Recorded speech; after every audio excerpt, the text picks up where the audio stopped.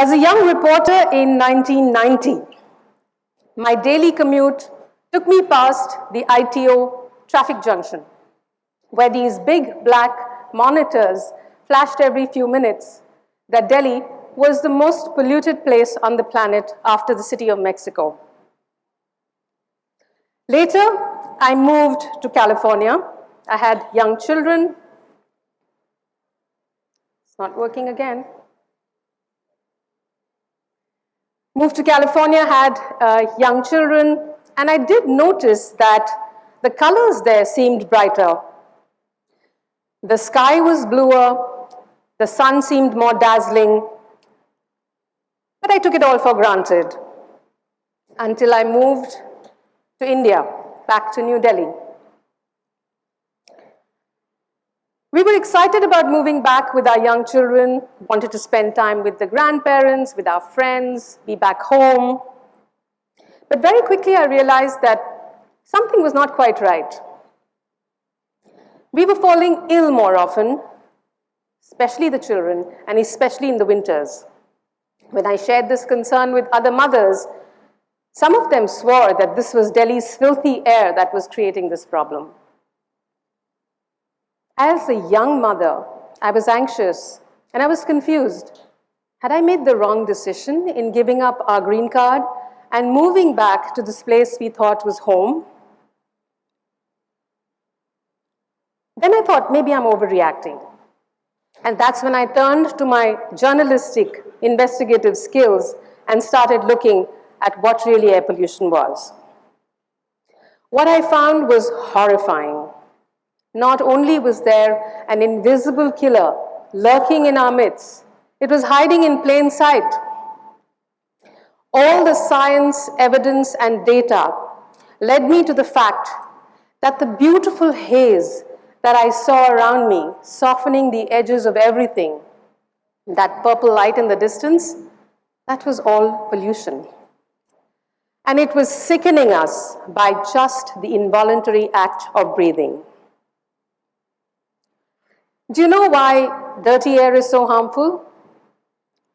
I learned that of all the pollutants in dirty air, the most lethal is the tiniest, PM 2.5.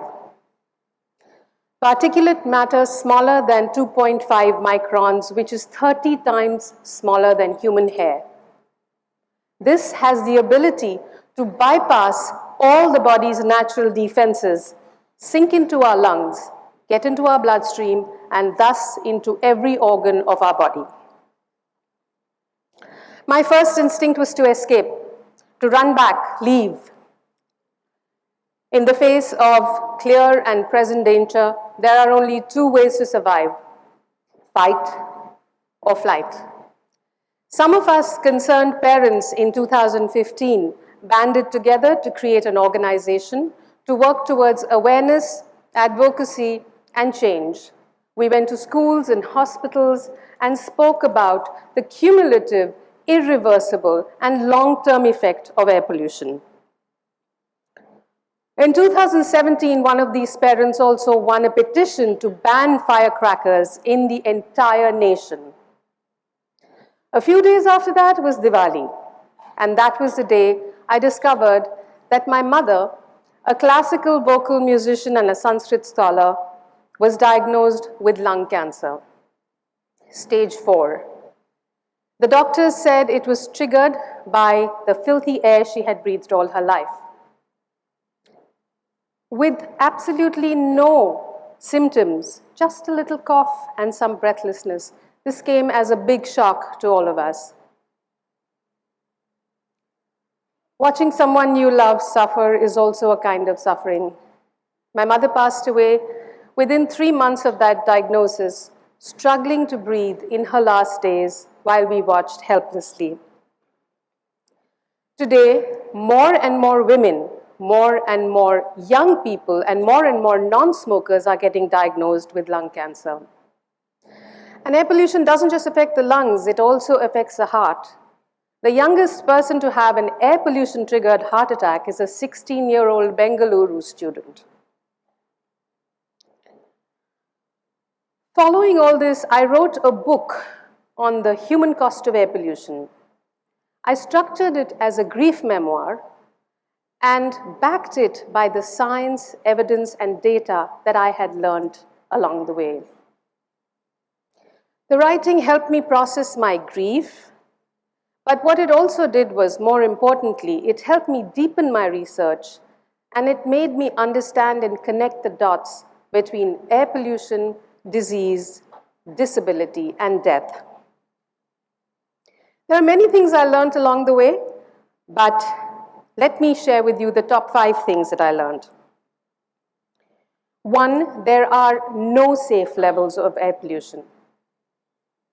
The winter highs, the post-Diwali crop stubble burning highs may lead to dramatically more emergency room visits, but air pollution is there through the year. It is a silent pandemic that continues through the year. Air pollution in 1 year kills 3 times as many people as COVID has killed in its entire period. Second, it is not seasonal. Air pollution exists through the year. It is just more visible in the winter months.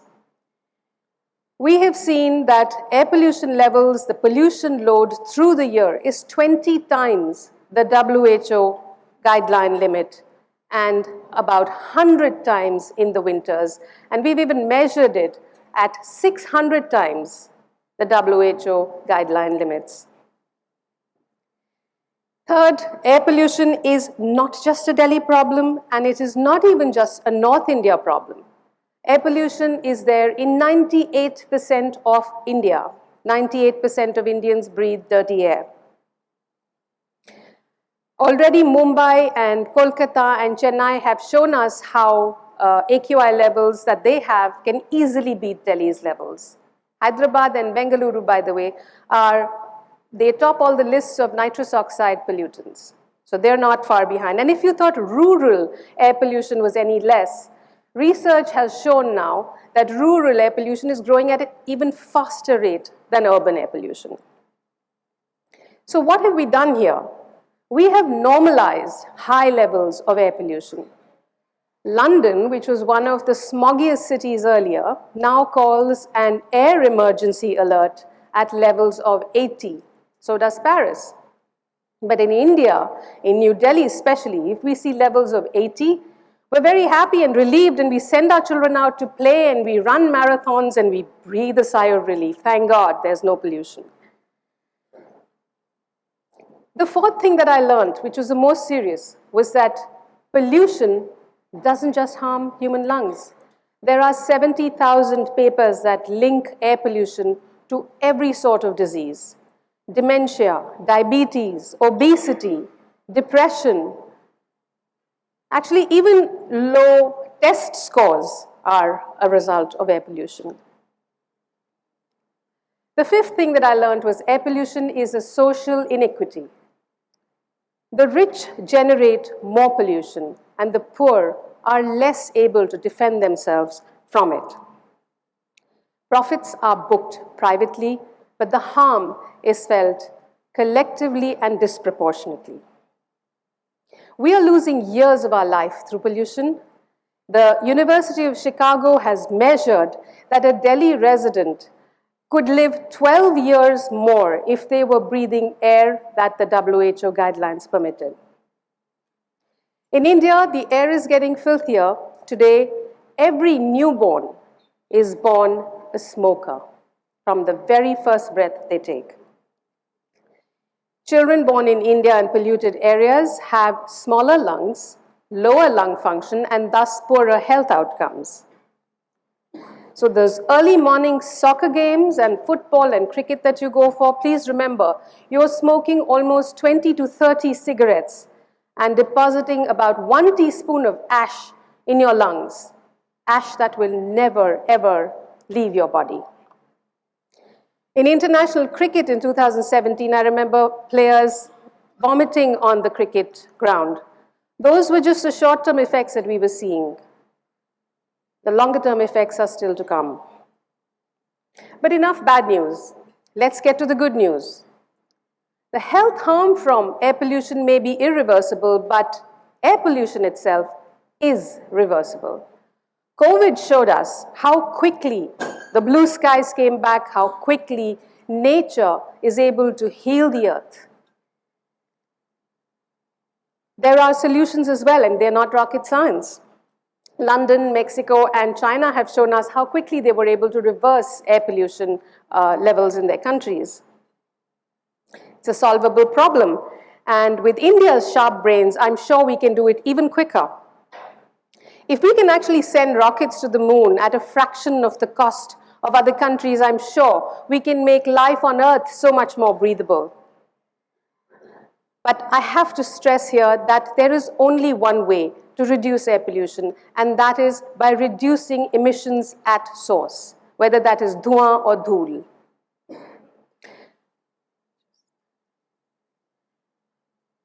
Now, I wanted to tell you that COVID was an external enemy, but air pollution is an internal enemy, and both those need a war room set up to be solved.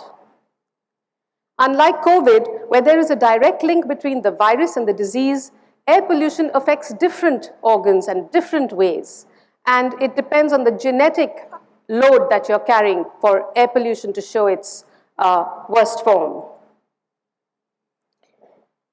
Unlike COVID, there will never be a vaccine for air pollution. This was a quote that I saw recently, and it really resonated with me, because I felt that actually what we need is a social vaccine against greed, selfishness, and apathy to actually deal with some of our worst air pollution and climate problems. But now, what can we do? Firstly, we have to learn to start where we are. We have to use what we have and then do what we can. Here are 5 things that I learned that I could do. First, empower yourself with knowledge, awareness. You can use literature, art, music, theater, anything that you're good at. Use your skill strengths. I, as a journalist, have been using my writing and communication skills to talk about air pollution. I'm also the party bore who goes on and on talking about air pollution. In this context, you will find that there are many myths that you'll come across. Let me just share 2 of the many that I have. Immunity. Indians are supposed to have great immunity, so we're immune to air pollution. No, we're not. We have the same lungs that everybody else has. In fact, if we were so immune to air pollution, I think smokers would have the best health outcomes out of all of us. And then the second myth is about outdoor air purifiers, these so-called smog towers, 2 of which have recently been set up in Delhi. They don't clean the air at all. That's like saying you put up air conditioning outdoors to deal with climate change and global warming.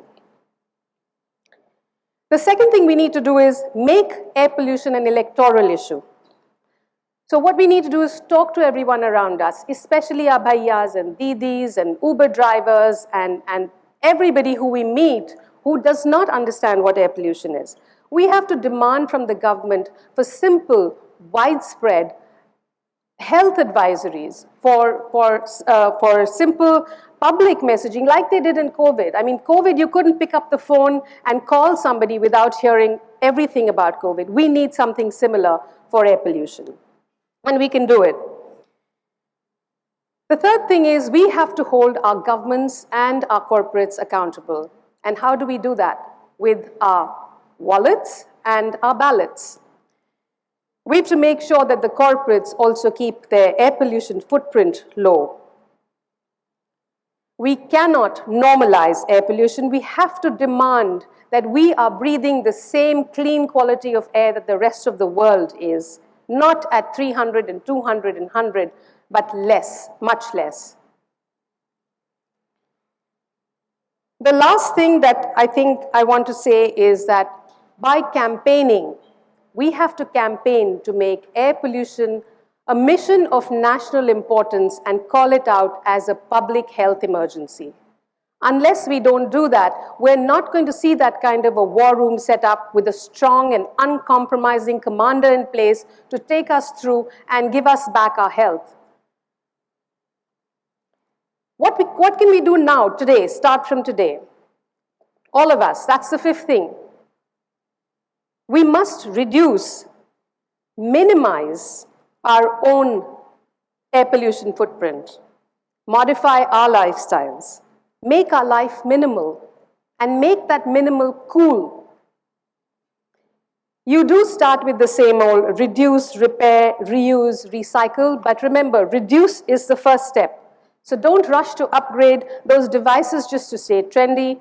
Cheap fashion, by the way, is one of the most polluting things that you can find.